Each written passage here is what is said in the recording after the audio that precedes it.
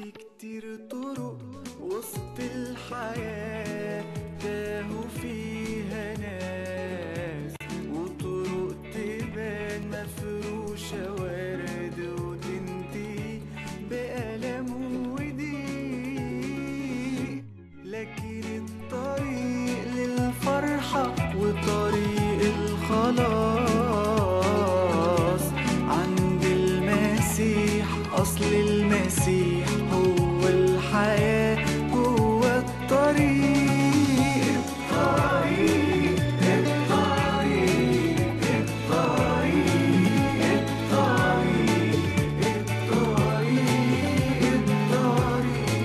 الطريق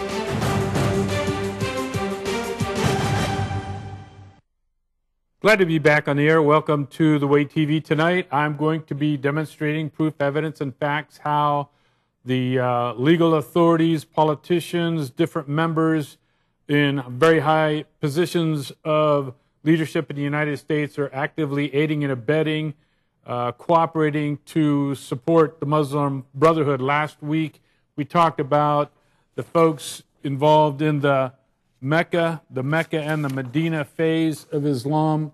This would be the Mecca phase.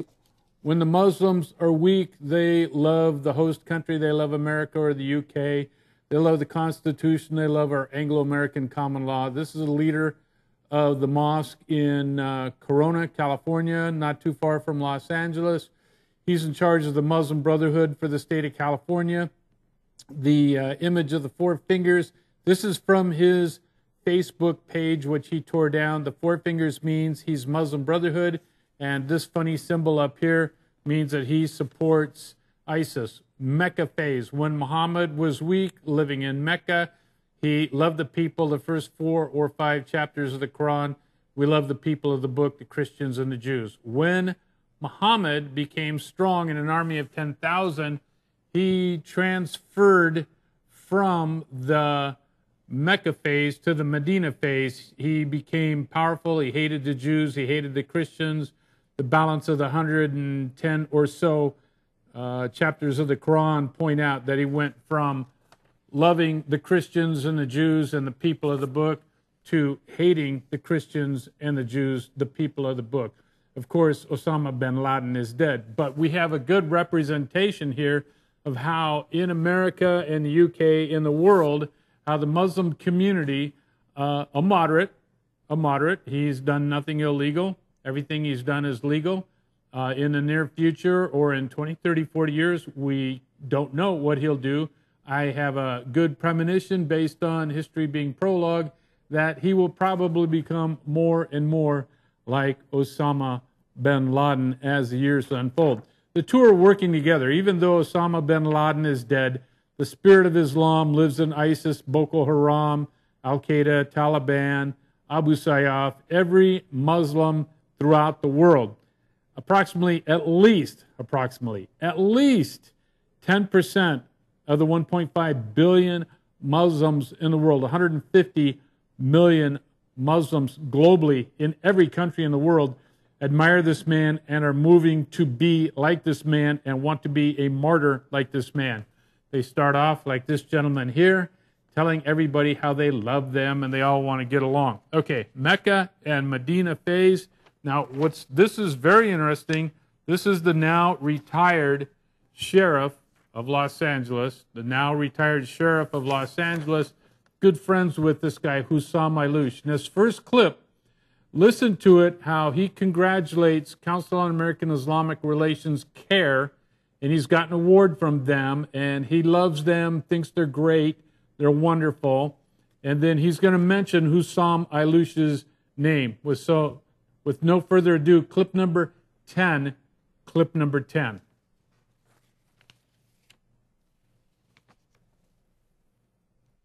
Good evening. Assalamu alaikum. I'm deeply regretful that I cannot be with you this evening. As you listen to my message, I'm either in Qatar, Abu Dhabi, or Egypt, meeting with my Arab law enforcement colleagues. We are working on strategies of cooperation, public safety, and education on a worldwide basis. I want to thank CARE for the friendship that has been extended to me and the Los Angeles County Sheriff's Department. Executive Director Hussam Alouche and the staff are exceptional representatives of the Muslim community of America. Okay, you heard him say Executive Director of CARE, which is Muslim Brotherhood, Hussam Alouche. So the now retired Sheriff Baca. By the way, the guy that's taken over for him is no different. So you've got Hussam Alouche openly admitting with the four fingers he's a member of the Muslim Brotherhood and openly admitting from his Facebook page, which he's torn down, but I have multiple copies all over the internet of what he posted on his Facebook. So I'm sure his attorneys told him he should have never put that photograph up there on the internet. I'm sure he's watching right now and screaming, and he's probably praying to Allah for a knife so he can cut off my head. So Sheriff Baca, Hussam Alouche. Sheriff Baca, Hussam Alouche. When he said he was over there working with his Arab counterparts in the Middle East, he didn't mean Christians, he didn't mean Buddhists, he didn't mean atheists, he didn't mean New Agers, he didn't mean Hindus, he meant Muslims, and all of them are Muslim Brotherhood, and they all support ISIS. Now here's a smaller picture. We lost the signal. Okay, so here's a smaller picture, so I hope you can see it. Sheriff Baca again. Now this is Sheriff Baca here, and this is Maher Hathout, who's a retired heart surgeon living in Los Angeles. Now, Maher Hathout is from Egypt, and he studied face-to-face, talking directly with Hassan Banna, who created the Muslim Brotherhood. He's a retired heart surgeon. Same thing, Mecca phase, Medina phase. He is not here to do us any good whatsoever. So, okay, now this next guy here, I hope you can see it. Can you see it okay, Mina? Okay, because the signal's not working. That's okay, don't worry about it. So this guy right here is a counterterrorism commander of the Los Angeles police. And here he says the Brotherhood is very active in Los Angeles County. He knows that. Now we're going to show a clip. We're going to show a clip here in a few seconds where, thank you very much. It's kind of coming in. Okay. We're going to show a clip where Michael Downing, who's the deputy or the assistant police chief for Los Angeles, one of the most powerful police departments in the world, and you will listen to Michael Downey, the counterterrorism commander for the LAPD, talk about how the Muslim Brotherhood has become good and that they've improved and they've evolved to a kinder, better group of people. He also states in there that he doesn't believe that the caliphate can spring around the world. Well, my background, I hope he's right, but I think he's wrong. I hope he's right, but I know he's wrong. I hope he's right, but we're in big trouble. My background is guerrilla warfare, counter-guerrilla warfare, United States Marine Corps, both enlisted as an officer working with intel in Vietnam. And I know that the way guerrilla warfare works is that for approximately one guerrilla warrior, you have to have about 100 families supporting them. Now, with Saudi Arabia being so rich, that number's probably been dropped down to maybe 5 or 10 families because the Saudi Arabians are kicking in so much money into the United States. But when Michael Downing makes these assertions that the caliphate cannot grow globally, I would ask him to please look at how guerrilla warfare operates and the lines of communications established between every mosque, 2,200 mosques in the United States alone, all the mosques of the United States, Europe, Canada, Mexico, South America, Asia, and of course, Europe and the Middle East. Every one of those mosques represents a dot, if you will, a connecting point in the global spider web of all of the different Muslim groups who are all the same. They're all the same because they're operating out of the Quran, and the Hadith, the Sirah, the Sunnah, and the Sharia. They're all operating under the same webpage. They might be a little bit different, that they don't cut off heads with knives. They might use chainsaws like they're doing down in Mexico, but they all go back to what did Muhammad do, the 22 verses of the Quran. So Michael Downing, yeah, if you just look at ISIS in Iraq and Syria, correct. But that doesn't take in the proof, evidence, and facts that the Ummah, the body of believers globally, are all linked together, every tongue, every tribe, every color, every ethnic group of every mosque operating under the Quran, and they're all there for one reason, and that is to take world domination for Islam. Whether they're Shiite or they're Sunni, they still want to take over the whole world. So, Michael Downing, pay attention. Here he comes. I hope he's watching. Clip number 11. Clip number 11.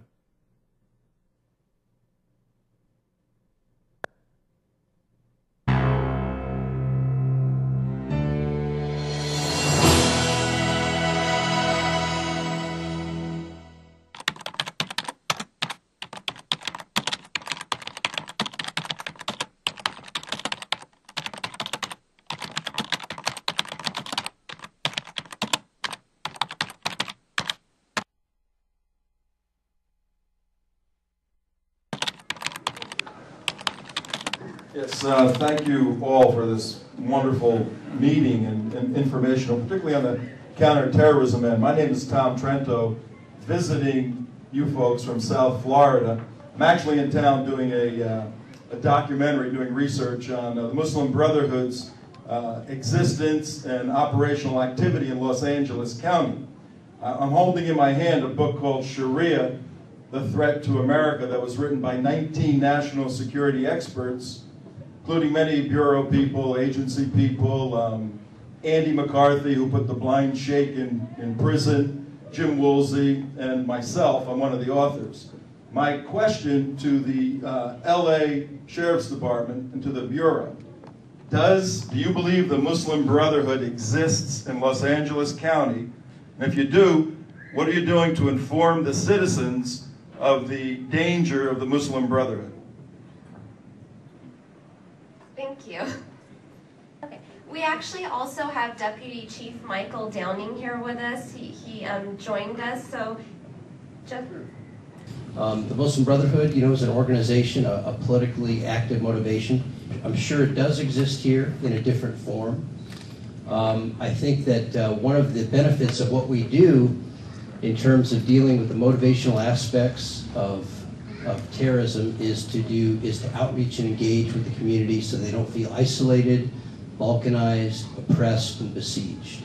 And our biggest counterterrorism strategy in this community is the partnership that we have with the Muslim communities. The Brotherhood's very active in this county. I know the Brotherhood is, but see, one of the responsibilities is for us to see there's different views about the Brotherhood. Albana, who created it, his idea is different than some of the people that are on the fringe of it here. Just like Republicans and Democrats are more conservative and more liberal, that's what we have here. But the message is not to demonize the Brotherhood here, but to create not to demonize the Brotherhood. But and we don't necessarily engage, with the Brotherhood, but people who we're trying to show that, look, the message of Al-Qaeda is unattainable. There's no way we will ever have a worldwide Muslim-dominated world with Sharia law and a caliphate. Did you believe that the Brotherhood is a document about a civilization jihad and a desire to change life as we know it? The original doctrine of the Brotherhood is, where it emanated from Egypt, but it's evolved and changed, just like, we evolve and change in the idea. So you can't say that when Albana formed that and developed his doctrine, it's the same as the Muslim Student Association, which is kind of an offshoot of the Brotherhood. Sure, universities, right? Yeah, it's a win. You can't say they are the same. They are the same thing. It's It's a political body that is having a voice, that we should listen to the voice, and we should give them a forum to talk. The authors here are some significant people. Yeah. About 400 years of experience on this issue.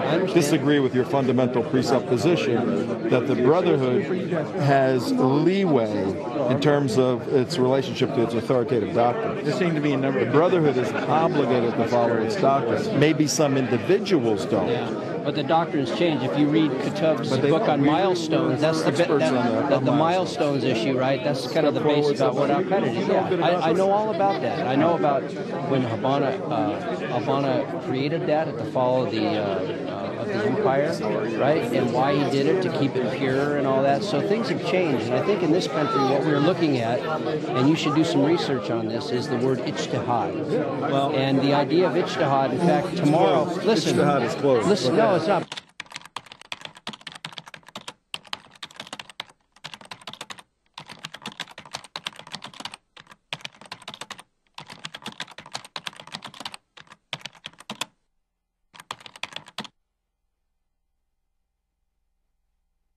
Listen, Ijtihad is closed. listen, no, it's not. But listen to this. Tomorrow, you're going to announce a $50 million grant in Claremont. The first American university is going to train American imams in what it is to live in a contemporary environment under democracy.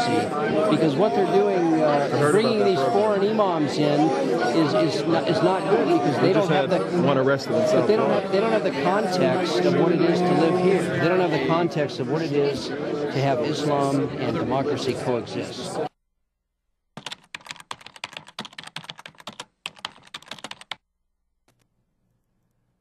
The common law that we're based on, Anglo-American common law, is based on the Ten Commandments. That's easy to prove. You can look it up in the Constitution of the United States. A lot of people right now are looking at me like, wow, Klein, you're crazy. Just please bear with me. Have a little patience on the old man. Now, if you look at Article 1, Section 8, Clause 10 in the U.S. Constitution, Article 1, Section 8, and Clause 10, the very last three words of that article are known as the Law of Nations. The Law of Nations is an ancient law. It precedes the Code of Hammurabi. It has flowed through the 6,000 years of recorded history. It actually came out in the development of the Constitution because the Articles of Confederation had collapsed because the Barbary pirates, the Muslims of Tripoli, Benghazi, were capturing all of our ships and extorting us for tons of money. We were becoming bankrupt, and so we had to jettison the Articles of Confederation and create the Constitution of the United States. I have a great book on that called Faith and Fantasy, talking about the influence of Islam on the United States. That was a negative thing that caused very positive outreaches in the United States. When you read Hugo Grotius, who was quoted in the Nuremberg trial, Hugo Grotius, Sir Edward Coke, who was quoted in the Nuremberg trial, and you look at what they wrote on the Law of Nations, Pufendorf and Berla-Macquis, you will find that all four of these political scientists base international law. James Madison said that Hugo Grotius was the father of international law. They all base international law on the law written on the heart, the Ten Commandments, the conscience. It's all right there. I have all the proof, evidence, and facts. Those of you who are watching this video, some of you have my email. Shoot me an email. I can send you the proof like that. I've written a book about it called The Sword of Jesus versus a Sword of Muhammad. Okay, back to Michael Downing, who makes those very glittering generalities about how great Islam is and that it's evolved just as we have evolved. I guess we've gone from chimpanzees and sponges to whatever we are now. But Michael Downing, sadly, is 100% wrong, and he refuses to understand that a good Muslim, according to the 22 verses in the Quran, which I'm going to read right now, in Islam, Muhammad is considered to be the al-insan al-kamil, the ideal man or the perfect man. He is an excellent model of conduct, Quran 33:21. And then there's some variations, but it's basically the good Muslim is told if he wants to be a good Muslim, then his axiological actions, his science of ethics, axiology, should be based on what did Muhammad do. So most of us, I guess I guess Michael Downing doesn't understand that Muhammad masturbated between the thighs of a 6-year-old girl. Again, go ahead, if you know me, send me your email. I have it in Arabic and English from fatwas. He also jumped into an open grave and copulated with a dead woman. We have the hadith on that also, that he murdered, he beheaded, he raped, he was an assassin. We also have from the hadith that he was a cross-dresser, and that in Bukhari, which is kind of like the King James Bible to Islam, in that one, Aisha, his 6-year-old wife, complained to him that, or she noted that if he wore other women's clothes, he could not have a vision. But if he wore her clothes, he did have visions. Pretty bizarre. Transvestite. Michael Downing, Sheriff Baca, LAPD, Anaheim Police, all of you out there, if you're watching, I know who saw my loose is watching for a fact. I have my intel. Thank you very much. He is an excellent model of conduct. That's from the Quran 33:21. The Muslim's holy book instructs Muslims repeatedly to obey Muhammad. He demonstrates an exalted standard of character. That's from Quran 68:4. So here's the 22 verses. I've already named 2.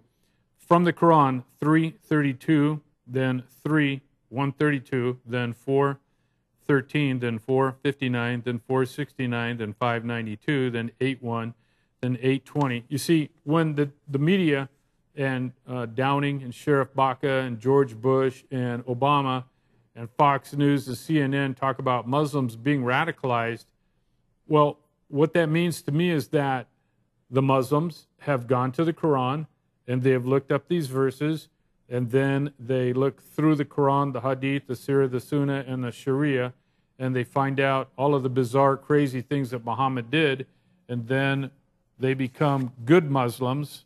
They become good Muslims like this guy here, Osama bin Laden, or they become good Muslims like Ayatollah Khomeini, or they become good Muslims like the poster boy for ISIS today, Shakir Wahib, or they become good Muslims like the leader of Boko Haram. And by the way, all of these guys are in the Medina phase. They all operate with the power that they need to go out and do what Muhammad did: murder, rape, kill, masturbate between the thighs of 6-year-old girls. We have a fatwa, a legal decree, from one of the highest levels of Islamic Sharia courts that is in response to all of the men going to weddings and other things where there's little children and then masturbating between the thighs of the little boys and girls.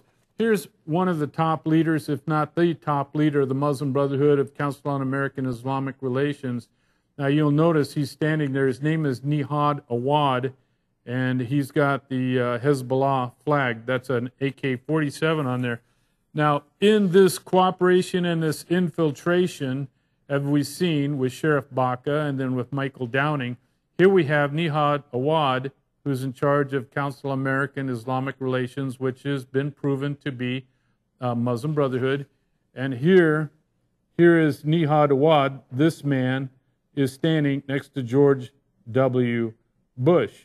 We have George W. Bush and several more compromising photographs. So we have the Mecca and the Medina phase. We have here Nihad Awad saying, "Oh, we love you, you're great," etc., doing the Mecca phase. Here we have Nihad Awad with a Hezbollah flag. So at this point in time, he thought he was strong enough to show his true colors, that he does support the violence of what did Muhammad do. Okay, so we've got all of those. And then let us now, since we're talking about George W. Bush, let's go to clip number 16. Clip number 16.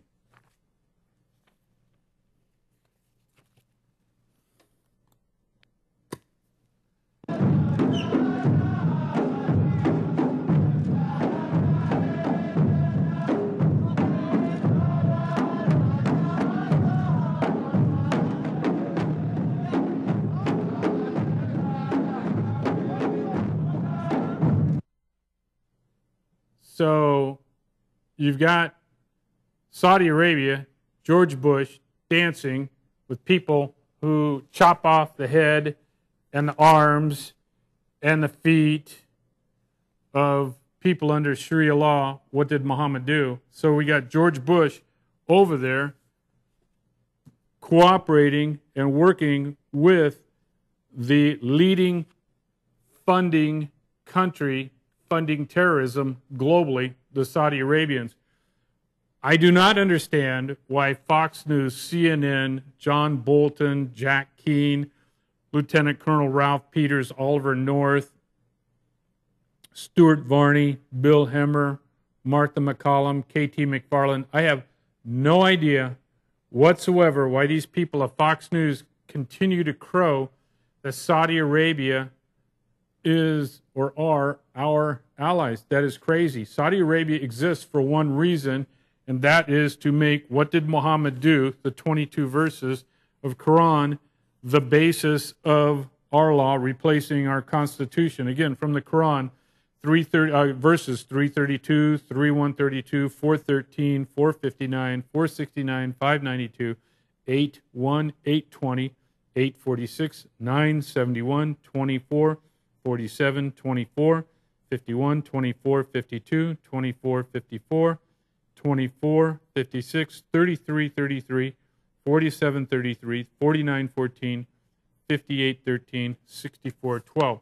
This is how Muslims become, and I don't know why they use the word radicalized, because they merely go to the Quran, read the Hadith, read the Sirah, read the Sunnah, read the Sharia, and then they merely do what Muhammad did. Okay, clip number 21. Clip number 21. Fate. I also want to speak tonight directly to Muslims throughout the world. We respect your faith. It's practiced freely by many millions of Americans and by millions more in countries that America counts as friends. Its teachings are good and peaceful, and those who commit evil in the name of Allah blaspheme the name of Allah. The terrorists...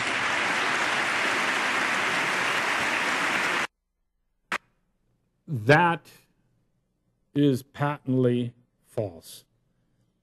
Islam, the 5 true pillars, the 5 de facto, not the de jure, the 5 de facto pillars of Islam are: what did Muhammad do? What did Muhammad do? What did Muhammad do? What did Muhammad do? What did Muhammad do? Muhammad solved every problem with violence. In Islam, Muhammad is the weak link. In Islam, the Muslim is a strong link. In Islam, the strong link, Nihad Wad, ISIS, Shakir, Wahib, Boko Haram, the Council on American Islamic Relations, Nihad Wad here with George Bush, and Osama bin Laden. They are the strong point, because they will work together to eventually, as Nihad Awad, standing here with a Hezbollah flag, and then standing there with George W. Bush. Nihad Awad showing his true colors, and Nihad Awad fooling George W. Bush. Eventually, you see, these folks will merely kill you. How? Because Islam is based, the Islam that's being spread throughout the West, the so-called moderate Islam, is a myth and is a fiction.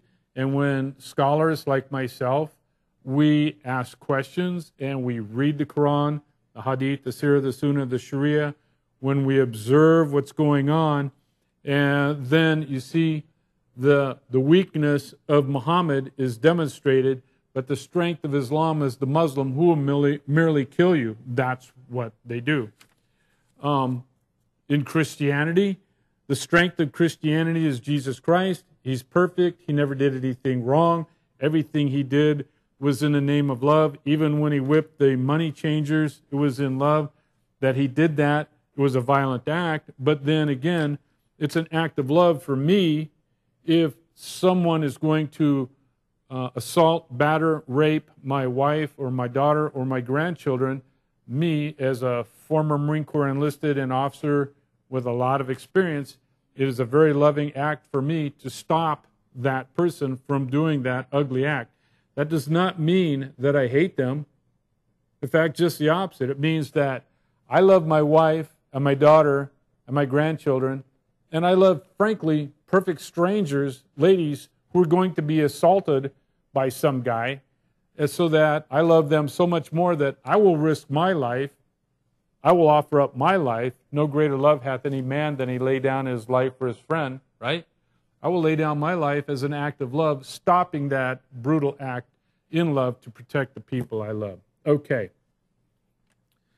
So then we also have, we've got that on terrorism. I've shown multiple clips, and in the next few sessions, I think I'm on number 38 for my YouTube postings. In 39 or 40, I will go back and I will show the clips. And if you go back through the last 3, 4, 5 of my YouTube clips, you will see in there the clip of George Bush stating that we Muslims worship the same God as Christians, which is not too good. Okay. This guy here, this next clip here, is a very powerful Republican, and he states, he's talking about the rebels who ended up being ISIS. He's talking about the rebels in Libya being his heroes. Now, the same guy, Senator John McCain, a couple of years ago, after this, he went to Syria and he got his photograph taken with ISIS also. I'm very unimpressed with John McCain. I'm a Vietnam veteran. I'm sorry he got captured, but I don't think being captured makes you a qualified senator or someone who understands Anglo-American common law. In fact, from my studies of John McCain, he's not astute and not familiar with the Constitution. And by the way, Sheriff Baca and Michael Downing, I do know Michael Downing and Sheriff Baca. In fact, in this interview, I was standing right next to this man right here, and I was this far away from Michael Downing. I was there when this was done, so I was there.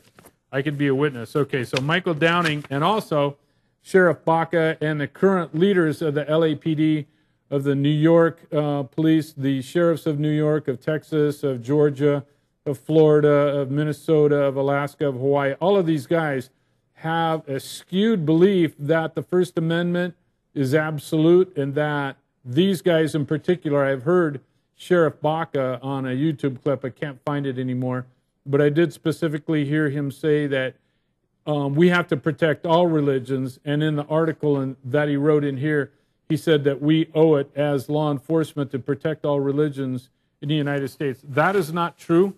That is absolutely not true. The only safe and peaceful religions are protected in the United States.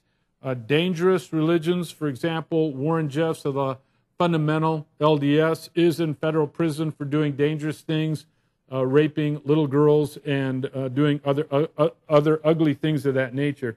So one of the biggest problem we have is that our jurists and our elected officials, our sheriffs and our police seem to think that the First Amendment guarantees every religion. Well, the First Amendment is religion, it's speech, it's press, and peaceably assemble to petition for a redress of grievances. This is a huge problem, probably the biggest hurdle to getting people to understand that Islam is inherently in its DNA by the 22 verses in the Quran, that Islam is a cancer to those who love peace, order, liberty, and prosperity, that Islam, everywhere Islam goes and takes control, people live in a land with the highest degree of hostility, disorder, slavery, poverty, and misogyny, period. That is so easy to prove. But sadly, since almost all our elected officials, Fox News, CNN, all of these folks, for some misguided reason, think that freedom of religion is absolute. Well, if I start a religious cult the First Baptist Church of Cannibal Muslims. And in our ceremony, we sacrifice little children, boil them, put them on the altar, and eat them. Then the state has a compelling interest to stop us from doing that, just as the state stops us from falsely crying fire in a crowded theater. That limits speech. And when it comes to press, we're not allowed to do slander, libel, or defamation of character. That limits the press. And then also, it's very clearly stated in there, when we go to petition the government for a redress of grievances, it has to be peaceful no matter what. The mayor of Baltimore says that we're going to allow the protesters to go and burn up buildings and destroy property. That is absolutely insane. It is absolutely against the spirit and the letter of the First Amendment. And beginning with religion, that religion has to be peaceful. Islam, by its DNA, is dangerous. It's a cancer to society. It is a cancer causing, everywhere it goes, the highest degree of hostility, disorder, slavery, poverty, and misogyny. Okay, so John McCain, in this clip, says that ISIS are his heroes. Mina, you awake? Okay. Clip number 14. 14.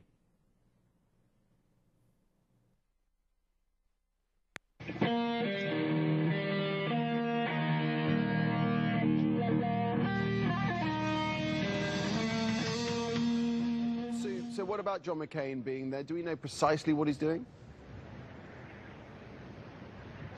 Yes, well, he tells me that he's come really to assess the situation on the ground. It's not the first time he's been in Libya. He was here 18 months ago, but he didn't actually come to Benghazi that time. He came to Tripoli, and he came to talk to Colonel Muammar Gaddafi. This time a very different scenario, a very different situation on the ground here. As you say, he is the most hawkish of the senators in the Armed Services Committee in the States, and he is very much was pushing for action to be taken here by the US weeks before the UN Security Council decided to enforce a no-fly zone here. I caught up with him this morning before he set to work on all the different meetings that he has scheduled here. I was wanting to ask him who he was meeting, but also I was wanting to question him on the many rumours and concerns amongst his own committee members about exactly who makes up the opposition here and whether or not there are any members of more extremist Islamic groups, particularly Al-Qaeda. Why did you come here to Benghazi? I just obviously came here to get an on-ground assessment of the situation. And we'll be doing a press thing later on this afternoon. Okay, and are you meeting the National Council this morning? Yes, we're meeting with a council, we're meeting with the military, we're meeting with lots of people. Are you concerned about the people that are actually fighting for the opposition here? Any worries about them? Fighting for the opposition? They're my heroes. Of course, McCain was one of the strongest proponents of... They're my heroes. He's talking about ISIS. He doesn't even know it. Maybe he needs to see a psychiatrist for dementia or something. But he did the same thing in Syria. We've got all proof, evidence, and facts. Now, look, I'm a Republican. I'm a conservative. I'm really not active. I've run for political office twice. I'm no longer active in politics. I see no need whatsoever to be involved in politics at this point in time. And that's why I'm doing this show. We're all called to do what we can do the best. I've got hundreds of millions of viewers throughout the Middle East, 1 million or so in the United States, UK, Canada. We know for a fact, I know for a fact that ISIS and the Muslim Brotherhood are monitoring me. I have been contacted by the FBI now about 9 or 10 weeks ago that ISIS published my photograph to have me murdered because I mock Muhammad, which I do, because I want people to wake up and understand how dangerous Islam is. Okay, so I am a Republican. It's no big deal. I am a conservative. That's no big deal. In fact, this guy here, this guy right here is Grover Norquist, who's one of the key leaders of the Conservative Political Action Committee. His name is Grover Norquist. He's married to a Palestinian Muslim who hates Israel with a passion. This guy here, Suhail Khan, is good buddies with this guy here, Hussam Aylouch. They're both members of the Muslim Brotherhood. We have all the facts, evidence, and proof on that. We believe that Grover Norquist has converted to Islam and probably is Muslim Brotherhood. We cannot get a grasp on that, so I'm still giving him a chance for an out. I'm like 99% sure he is Muslim Brotherhood. This guy we know is Muslim Brotherhood 100%. His father started the large mosque in Southern California. This guy's name is Suhail Khan. His father is dead. His father's name is Mahbub Khan. His father was a big player in bringing the Muslim Brotherhood into the United States and into California. Grover Norquist is trying to get this guy groomed to run for office as a Republican, as a conservative. This guy is Muslim Brotherhood. This guy loves him, supports him. His family, his wife is Palestinian, born and raised. I believe she lived in Jordan, hates Israel with a passion. This is the level of cooperation, or should we call it infiltration, of the Muslim Brotherhood. Why? We know that millions of dollars has come from Saudi Arabia to Grover Norquist, this guy right here. We know that for a fact. We got all the proof, evidence, and facts on that. Okay, so we know a lot of people criticize the now deceased king of Saudi Arabia, and his son has taken over. Saudi Arabia, the leading funding country of global Muslim Islamic terrorism globally. Now, this is Obama getting his little Saudi Arabia medal. And I know this came out a while ago, not that long ago, and all of my conservative Republican friends were yelling and screaming, saying, see, Obama, he's a wicked, evil guy. Well, I agree. Obama is a wicked, evil guy. Well, guess this is the same king right here, and the same medal right there. This is George W. Bush. Here we have Obama and the King of Saudi Arabia. Here we have George W. Bush and the King of Saudi Arabia. Obama, Bush. Bush, Obama. Mecca and Medina phase. Mecca and Medina phase. This guy, you don't know him. I do. I've met him face to face at least 3 times. Musa Siddiqui is the leader now of the mosque that Grover Norquist's buddy, Suhail Khan, his dad, founded this mosque in Garden Grove. This guy is probably the most powerful Muslim Brotherhood guy in the United States. He was president of the Islamic Society of North America. He is a member of Council on American Islamic Relations, Muslim Student Association. That's taken in the White House after they blew up the World Trade Center with the airplanes. That is George W. Bush. That book is not a Bible. That book right there is the Quran. This is very disturbing. I've already showed you pictures of Nihad Awad. This guy here with the flag of Hezbollah. There's George W. Bush. There's Khalid Safari. He's Muslim Brotherhood. He's Muslim Brotherhood. This is the President of the United States of America. This is very disturbing to me. Very disturbing to me. It should be very disturbing to you. The governor of Tennessee, Governor Haslam, who's a billionaire, his family were pioneers in one of the great big, huge networked gas and diesel stations in the United States. He appointed a Muslim Brotherhood gal to a big commission there in Tennessee.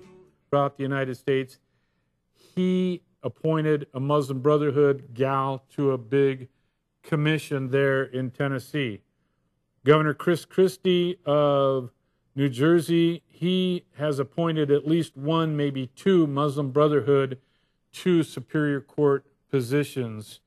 The list goes on and on and on with all the Muslim Brotherhood getting through Saudi Arabia millions, if not billions of dollars into the hands of both the Republican and the Democratic Party. This next clip, when I was brand new, I'd gone from enlisted and was going to OCS and becoming an officer in the Marine Corps. This gentleman here, who's now in charge of NASA, Charles Bolden, who's a genius when it comes to being a pilot. He's got the most missions, I believe, in piloting the space shuttle. But when you listen to this next clip, all I can do is shake my head. Charles Bolden, my former boss from the United States Marine Corps. Clip number 17. Clip number 17.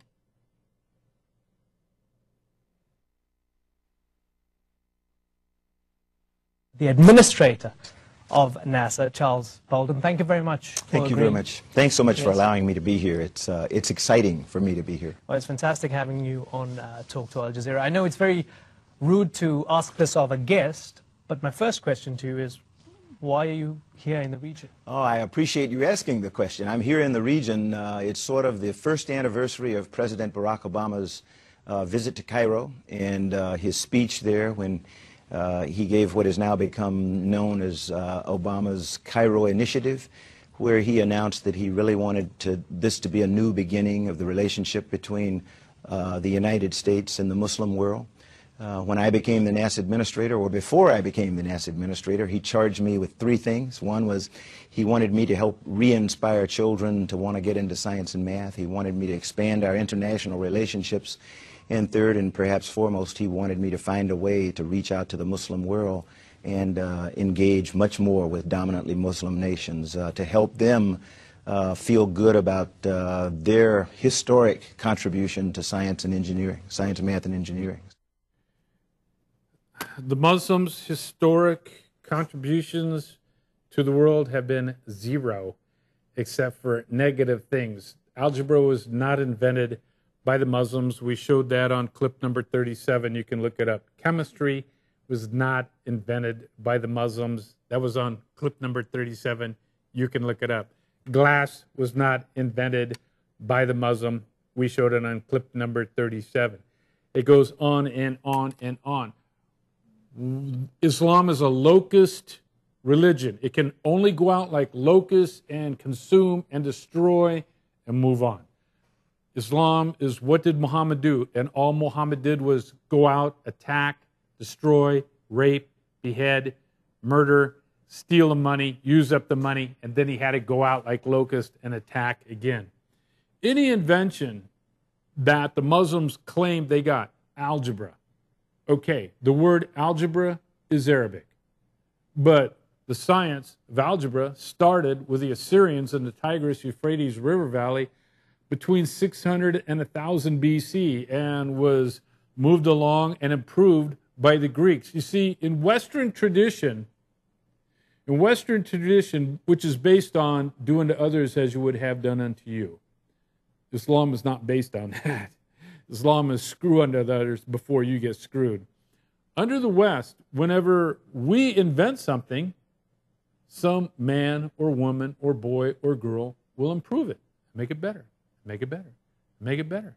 It might take 1,000 years. It might take 5,000 years. You know, we could go from the cuneiforms and hieroglyphics up to the internet today. It takes time, but we of the West always improve, improve, improve, improve, improve.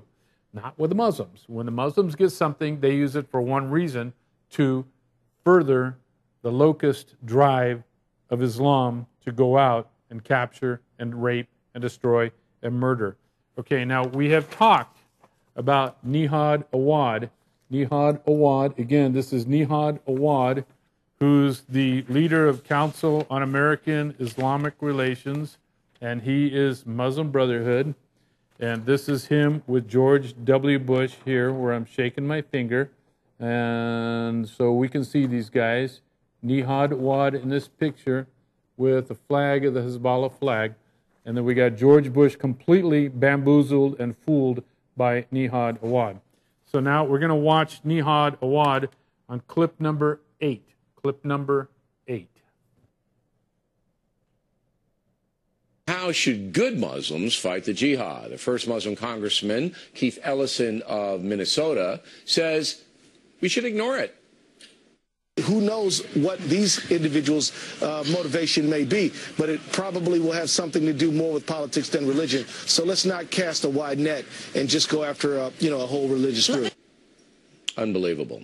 We know, of course, that the bombers were motivated by religion. Joining us from Washington, Nihad Awad, the National Executive Director on the Council on American Islamic Relations. So am I being unfair here, Mr. Awad? I think you have been inaccurate, but let me just explain why. First of all, thank you for having me on the show again. Sure. And I really appreciate it because it's important to bring American Muslims to speak to the nation through a network like Fox News, because there have been so many views being shared about American Muslims and the faith of Islam, and it needs someone who is Muslim, practicing Islam, to share with the public who we are, how we feel, and where we stand on the issues. So let me start with Monday. When the horrific news came on, I was at home. I run marathons. Family members in my family, they run marathons. I am a cheerleader for them. I know the excitement. I know the energy. So when this news came, the explosion happened there. It shattered so many lives. I am angered as a Muslim. I am angered because I love this sport. And I'm angered as an American because this attack was on all of us, period. No ifs and buts. We condemn this immediately, swiftly, unequivocally. I myself was glued to TV like millions of Americans. When I saw the photos of the suspect, I tweeted those photos and I asked people if they know it, they should immediately contact the FBI. Then on Monday, and on Friday, when the pictures were released and there was a deadly shootout and the first suspect was killed, I myself was relieved that one was down. And at the end of the day, when the second suspect was held, I was totally relieved that the hunt was over. Okay, and we take you at your word that you're a good American and you want justice to be done. But the fact remains that radical Islam is the primary driver of terrorism in the world. Would you admit that? No, you wouldn't admit that. Now here's where it all goes. Look, I don't have time for a speech, so you got. All right, what you just watched there was the Mecca-Medina phase. Mecca-Medina phase. When you're weak, as Nihad Awad is, and there's Nihad Awad, the guy that was just interviewed with the Hezbollah flag. When you're weak, you lie, you lie, you lie. The Arabic word is taqiyya. You lie that we love America, the Constitution. Oh, we were grieved. Okay. Now, here's the essence of how Islam is growing and how they will behave. And everything I do is based on this clip, clip number 18. Clip number 18, we'll finish with this. Clip number 18. If you live in the West and are concerned with Islam and the Islamization of your country, this video has a message for you. What Islam is Not was published in the frontpagemagazine.com on April 21, 2008, and is an adaptation from a book written by Dr. Peter Hammond, Slavery, Terrorism, and Islam. What Islam is Not. Islam is not a religion, nor is it a cult. In its fullest form, it is a complete, total, 100% system of life. Islam has religious, legal, political, economic, social, and military components. The religious component is a beard for all of the other components. Islamization begins when there are sufficient Muslims agree to Muslim demands for their religious rights. Some of the other components tend to creep in as well. Here's how it works. As long as the Muslim population remains around or under 2% in any given country, they will be, for the most part, regarded as a peace-loving minority and not as a threat to other citizens. This is the case in United States, Australia, Canada, China, Italy, and Norway. At 2 to 5%, they begin to convert from other ethnic minorities and disaffected groups, often with major recruiting from the jails and among street gangs. This is happening in Denmark, Germany, United Kingdom, Spain, and Thailand. From 5% on, they exercise an excessive influence in proportion to their percentage of the population.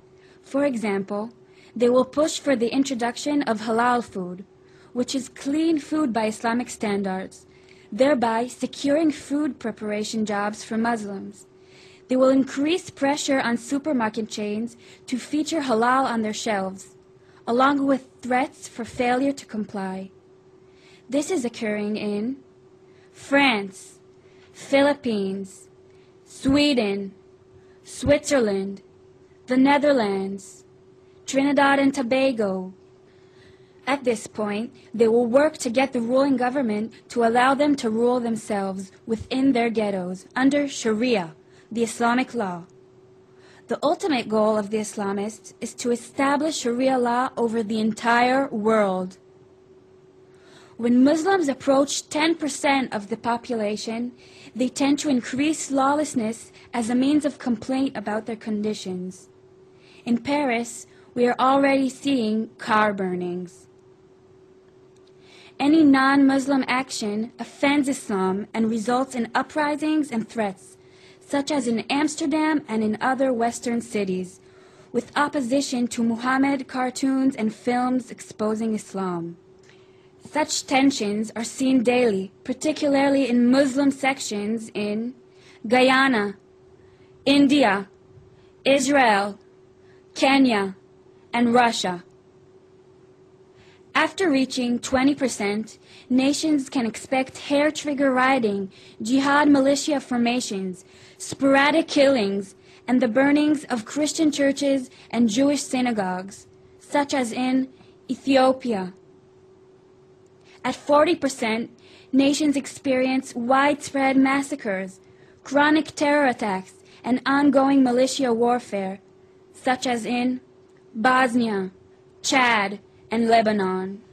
From 60%, nations experience unfettered persecution of non-believers of all other religions, including non-conforming Muslims, sporadic ethnic cleansing, use of Sharia law as a weapon, and jizya, the tax placed on infidels, such as in Albania, Malaysia, Qatar, and Sudan. After 80%, expect daily intimidation and violent jihad, some state-run ethnic cleansing, and even some genocide, as these nations drive out the infidels and move toward 100% Muslim, such as has been experienced and in some ways is ongoing in... Okay, that's what we can expect in the United States, UK, Europe, Canada. I'm going to go through them real quick like here. Nihad Awad, leader of Council on American-Islamic Relations with the Hezbollah flag demonstrating Mecca and Medina. He's a member of Muslim Brotherhood. Grover Norquist, leader of Conservative Political Action Committee with his hand-picked guy to run for political office, Muslim Brotherhood, Suhail Khan. Hussam Ayloush, leader of the Muslim Brotherhood in California, openly admits from his Facebook page that he's a member of the Muslim Brotherhood and supports ISIS. He is good friends with now retired Sheriff Baca, who mentioned in the YouTube clip in this show that we did that he thanked him very much for getting the award. Michael Downing, counterterrorism commander, Los Angeles Police Department, openly admitting that the Muslim Brotherhood is very active in Los Angeles County, that he likes the Muslim Brotherhood, that he took $50 million from a source unknown, and that he is using that money with a local college here to help mainstream imams from the third world come into the United States so that they will integrate and assimilate with America. This is absolutely unworkable. This has never happened in the history of Islam. He also believes that the caliphate cannot be expanded globally. We talked about that. This is Sheriff Baca at a mosque right outside the Los Angeles Museum or Coliseum. There's Baca Maher Hathout, who studied directly face-to-face with Hassan Banna, founder of the Muslim Brotherhood.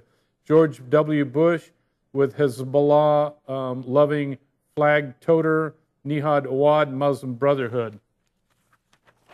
We have George W. Bush getting a Quran in the White House from Muslim Brotherhood leader, former President, Islamic Society of North America, Musa Mil Siddiqui. We have Obama getting a medal from the leading terrorist funder in the world, the now deceased King of Saudi Arabia. We have the same identical medal with George W. Bush, the same king. We have George W. Bush with Nihad Awad, the leader of the Council on American Islamic Relations. We have the Medina phase of Islam, Osama bin Laden. When strong, you switch from lying that you love people to killing them. Leader of Boko Haram, Medina, strong, killing people. And the poster boy for ISIS, Shakir Wahib, in the Medina phase, killing people. Thank you very much for listening to this show. If you know how to pray, I think you need to pray. I do.